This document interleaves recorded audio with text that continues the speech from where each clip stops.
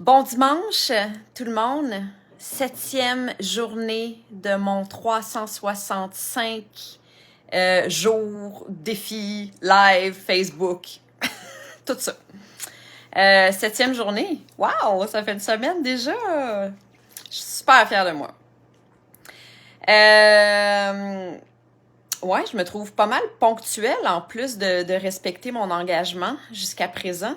Je voulais pas me donner d'heures parce que je trouvais que c'était déjà bien en masse de m'obliger à mettre ma face ici à tous les jours pendant 365 jours, que d'en plus, s'il avait fallu que je me dise, faut que ça soit à 17 heures que ça se passe, non, ça aurait comme pas marché. Mais, jusqu'à présent, ça tourne dans ces eaux-là, ce qui est super. Allô, Joanne! Allô! Je suis contente que tu sois là. Ouais, aujourd'hui, j'avais envie de parler d'anxiété, mais je suis allée prendre une longue marche dehors dans ce froid sibérien aujourd'hui et ça a comme tout changé. Ça m'a replongée dans une réflexion que j'ai depuis 2 ans maintenant, qui est arrivée avec le début de la pandémie, en fait, et qui s'est renforcée avec l'arrivée de toutes sortes de réflexions qu'on se doit d'avoir en tant que société, je crois. Et donc, tout ça pour dire que le sujet de l'anxiété a comme pris le bord aujourd'hui. Mais je vais peut-être y revenir demain. On verra. Encore une fois, je ne veux pas trop m'en demander. On verra comment je me sens, puis si je me sens inspirée avec ça. Salut Andrea, je suis contente que tu sois là. Ouais, donc j'ai envie de parler de que la vie nous emmène avec tous les événements qu'elle nous impose depuis 2 ans, nous emmène à une réflexion pour sortir de notre individualisme, je crois. C'est comme revenu, comme je vous disais, ça fait 2 ans que ça a commencé à faire son chemin en moi, cette réflexion-là, face à notre façon de vivre en société. Mais ça a été comme réalimenté la semaine passée quand j'ai une amie qui est venue manger à la maison et qu'on a eu une longue discussion sur le sujet. Puis là, on était dans tout le début du convoi à Ottawa et on a eu un genre de petit débat, mais un débat très pacifique puis plein d'amour, plein d'ouverture en fait. Mais un débat parce que j'ai comme... Ma pensée n'est pas complètement structurée, encore en lien avec ça, mais je vais y revenir, je vais vous expliquer pourquoi, je vais vous expliquer tantôt pourquoi je fais un lien avec ça. Mais je vais commencer du début quand même. Je pense que à partir de l'arrivée de la situation qui est la pandémie, au début mars 2020, je pense que c'était comme une invitation à voir plus loin que le bout de notre nez, finalement. Dit grossièrement, ça serait pas mal de même. Au-delà, en plus du fait que, ce que je répète souvent, c'est que je pense que la pandémie nous a obligés à revoir notre façon de vivre, à revoir nos choix de vie, à réévaluer nos relations avec nous-mêmes, avec la planète, etc. Je pense qu'il y a aussi une invitation à sortir de notre individualisme. Salut Karine! Ouais, on a tendance, dans le monde moderne dans lequel on vit, si on est dans le pilote automatique, de vivre d'une façon très individualisme. Ouais, on est comme, je sais pas, c'est comme le modèle par défaut de la société aujourd'hui, on dirait. Et donc, je crois que la pandémie a comme reshaké ça un petit peu. Je pense que c'est une de ses missions. Ça, c'est mon opinion à moi. Je pense que, ouais, Ouais, je suis contente que tu dises ça, Karine. Je suis d'accord, je vois vraiment ça comme ça. Salut Alexandra de France. Ouais, puis là, ensuite, cette réflexion-là, qui a commencé avec la pandémie, s'est renforcée par l'arrivée de deux autres mouvements de société. Le premier, c'était les hashtags MeToo. Et le deuxième, c'était le racisme systémique. On s'en rappelle, l'été 2020.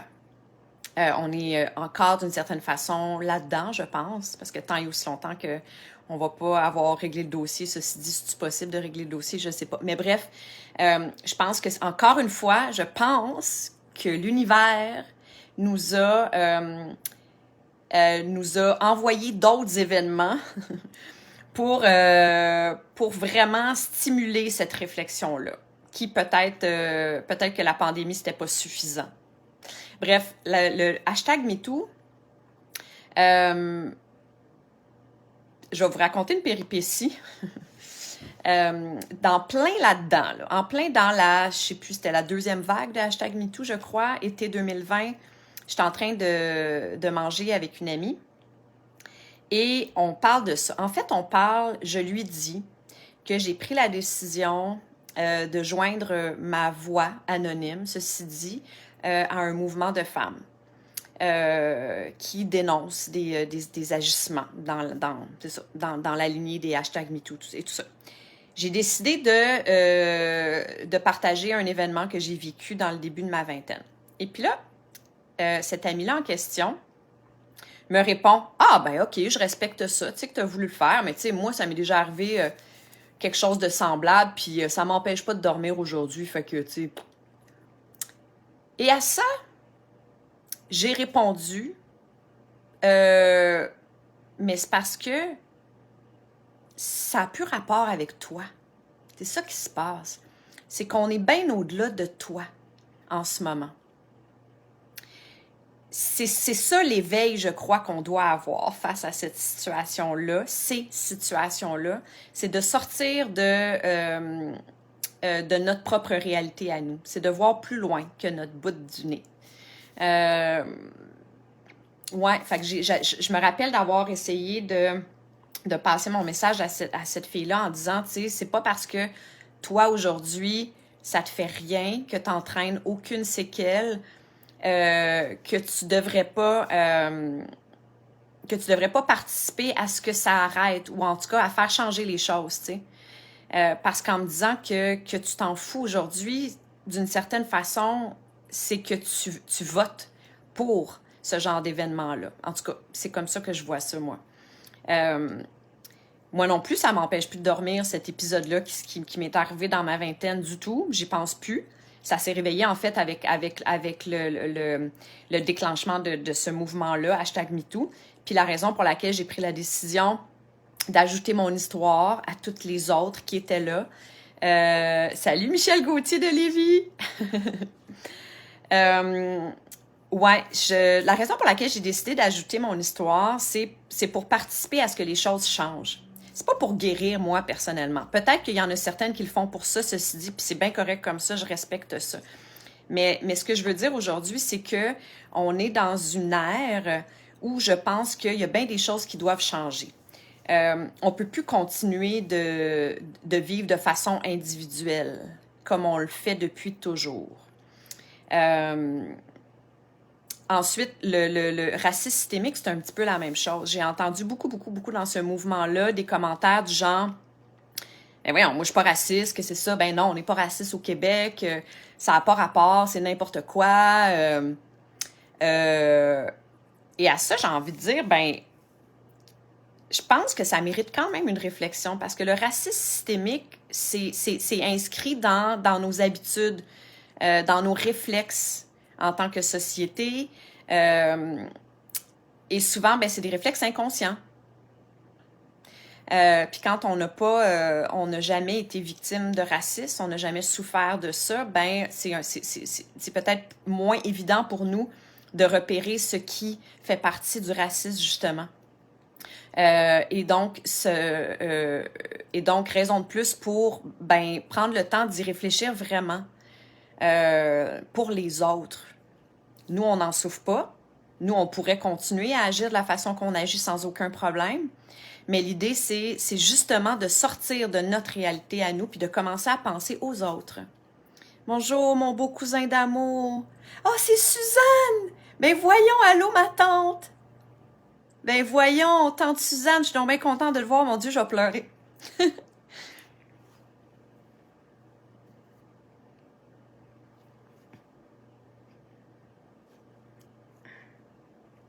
Bon, je suis super émue. Merci, mon cousin, de m'avoir mis ma tante Suzanne, que je vois jamais, que j'aime fort. Merci. Mon Dieu. Je pensais pas que ça m'arriverait, ça.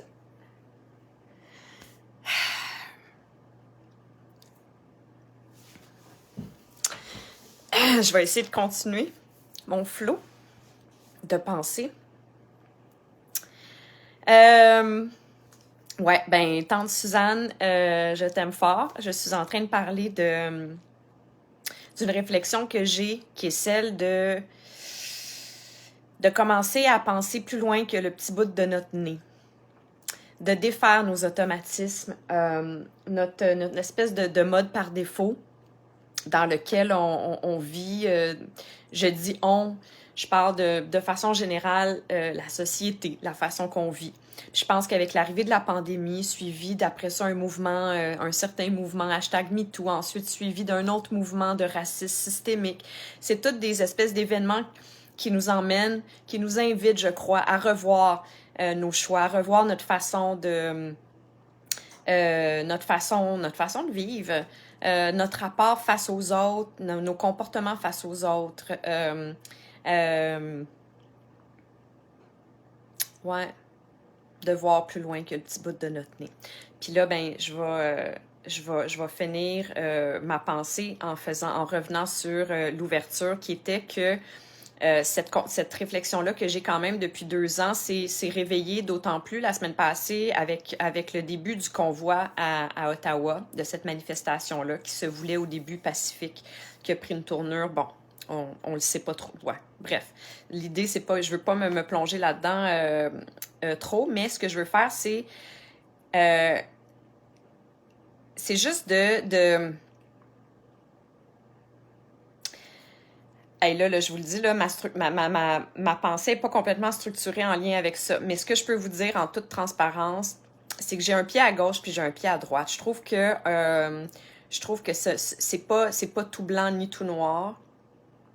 Je pense que la racine de ce mouvement-là, à la base, est noble, étant celle de s'accrocher à notre démocratie. De faire respecter, d'imposer notre liberté d'expression, notre liberté de choix. Je pense que tout ça, ça a raison d'être, puis qu'on se doit de se tenir debout, puis de faire respecter ça. Ça, c'est, d'une part, ça, c'est quelque chose en laquelle je crois. Ceci étant dit, pour faire un lien avec le sujet du jour, je pense que c'est aussi important de penser d'une façon globale. Je pense que c'est le moment où on est forcé de prendre des décisions pour une société et non pour un individu. Tu sais, je voulais faire un petit lien, juste avec, tu sais, comme mettons en ce moment les voyages. Tu sais, je ne juge absolument pas les gens qui voyagent, absolument, absolument pas. Mais encore une fois, j'ajoute ça dans ma pensée du jour. Je me demande, enfin moi, je vais parler juste pour moi. Je ne sais pas jusqu'à quel point je serais confortable en ce moment de voyager, sachant qu'on a un système de santé qui se démène pour nous sauver, pour s'occuper de nous, pour s'occuper de tout le monde, pour s'assurer que le système de santé, d'une part, soit pas trop engorgé puis que les gens soient traités. Fait que, tu sais, il y a comme... c'est ça, je vous dis, j'ai vraiment un pied à gauche puis j'ai vraiment un pied à droite. Mais une chose est sûre, puis je vais conclure avec ça, je pense qu'on est en train d'entrer dans une ère où l'ego a plus sa place. Et peut-être que ce que j'aime pas dans certains mouvements, comme celui du convoi, c'est que des fois, j'ai l'impression que l'ego prend peut-être un petit peu trop de place. La racine, la raison, le feu qui alimente ce mouvement-là est noble. Tu sais, ça a raison d'être. Ceci étant dit, quand l'ego commence à prendre trop de place dans ce mouvement-là, ben il n'y a pas de place pour la société, il n'y a pas de place pour le peuple. Un ego, c'est un individu. C'est quelqu'un qui pense pour lui. C'est pas quelqu'un, l'ego, ça se passe dans notre tête, mais bref. Mon point est que d'une façon ou d'une autre, je pense que c'est important de peut-être prendre un petit pied de recul face à notre ego. Puis à se demander si nos réflexes sont encore à jour. Si ça mériterait pas d'être revu un petit peu. Nos réflexes de pensée. Tu sais, je pense qu'elle est là, l'invitation, qui nous est présentée par le biais de ces différents événements-là, depuis 2020. Alors voilà, c'est tout. C'est juste ça que je voulais partager. Je suis désolée de la petite grosse émotion qui est sortie par l'apparition de ma tante Suzanne que j'aime si fort et que je vais appeler en raccrochant. Je pense que ça fait 3 ans que j'y ai pas parlé. C'est maintenant que ça se passe. Je vous embrasse tout le monde. Bye, bonne soirée.